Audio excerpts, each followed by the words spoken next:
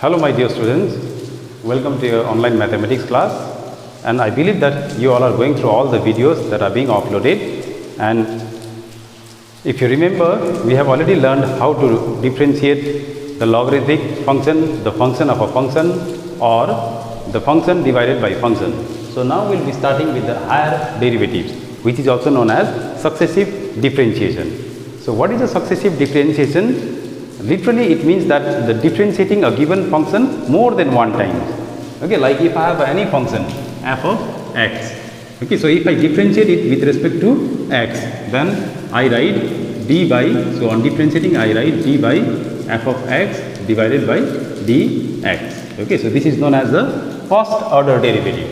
This is known as first order derivative, because I have differentiated the function only one time. So that's why the word first. Now if I differentiate, if this is differentiable, okay, and if I differentiate it one more time, okay, so what will I do? I will differentiate d by dx of the whole thing now. Okay, d f of x divided by dx. Okay, then this is known as a second order derivative.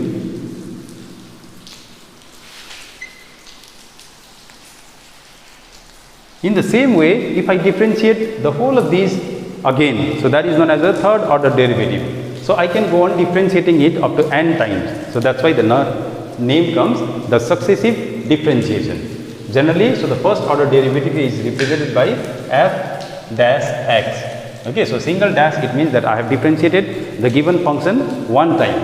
And the second order derivative is represented by f double dash x, which means that I have differentiated a given function twice. Okay, so the next exercise that I am going to do is related to all of them are related to the second order derivative. So here I have taken 3 questions in which you are asked to find the second order derivative. Okay, so beginning with the first one, find the second order derivative of log x. It's very simple. So we'll write let y is equals to log of x. So differentiating with respect to x, on both the sides we will have dy by dx will be equals to the log of x differentiation, it is 1 by x. So now again differentiating with respect to x. So what can I do? So single order derivative, when differentiated twice we write it d2 y by dx square will be equals to the derivative of this one will be, so I can write d by dx of x to the power minus 1. So x square d2 y by dx square. Now putting the formula of derivative of x to the power n, it is n into x to the power n minus 1, that is minus 1 into x to the power minus 1 minus 1. So which will be equals to minus 1 by x square. So it's very simple to find the second order derivative. Now coming to the second question, question number 3, given if y is equals to 2 sin x plus 3 cos x, prove that y plus d2y by dx square equals to 0. So we'll begin with, since we have given that y is equals to 2 sin x plus 3 cos x, so we'll differentiate it with respect to x. So differentiating with respect to x, so WRT means it's with respect to, so I'll get dy by dx will be equals to, so since this is the two separate function, so what can I do? I can differentiate it separately. So 2, the derivative of sin x is cos of x plus 3, now derivative of cos x is minus sin x. So I'll write sin x and then I'll change this minus. So now once again differentiating it, so to get a second order derivative, differentiate again, we differentiate it with respect to x. So I'll get here now d2y by dx square will be equals to 2. Now the derivative of cos of x is sin x, but it's minus sin x, minus 3 into derivative of sin x is it's cos x. Okay, so again this implies that d2y by dx square equals to, now taking minus sign common, so I'll get minus 2 sin of x plus 3 cos of x. So finally I write d2y divided by dx square will be equals to minus, now what is 2 sin x plus 3 cos x? It is y. So now arranging this in that form, I'll get, so taking this y to the other side, it becomes positive. So y plus d2 y by dx square equals to 0. So hence proof. Okay, so similarly you can solve question number 11 as well.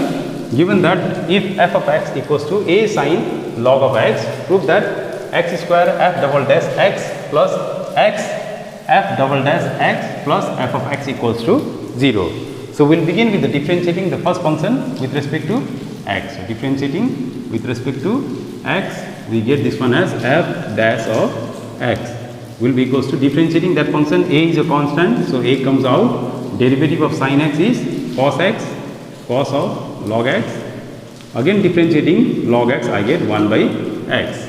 So I bring x this side, so I get x f dash x will be equals to a cos of log x. Now again I differentiate this function with respect to x. So again differentiating with respect to x. So what will I get? So this is a 2 function. So it is in the form of u into v. So it will be first function, that is x, into derivative of second, that is f double dash x, plus second function, that is f dash x, into derivative of first. So what is the derivative of first? The derivative of x will be equals to 1. So into 1. So will be equals to, a is a constant, comes outside. The derivative of cos x is minus sin x, that is minus sin of log of x into derivative of log x is 1 by x. So now what you have to do? You just have to arrange this. So this will be equals to x. See there. Arrange it in that form. Okay. So it will be x f double dash x plus x f dash x will be equals to, now minus a. Now what is this? This is f dash x itself from the quotient. So it is f dash of x into 1 by x. So bringing this x this side and multiplying throughout, I will get now x square f double dash x plus there also it will be x into f dash x. Now bringing this side, I will get plus, oh sorry, a is included in the function f of x itself. So this whole will be f dash x. So this coming this side, it will be f dash of x will be equals to 0. But not dash, it is the function f of x. Okay, so this is how we solve the questions related to the second order derivative. So you can solve all the questions from exercise 6, not 6, from exercise 8L of your mathematics textbook. So that in the next class we may begin the derivative of a inverse trigonometric function.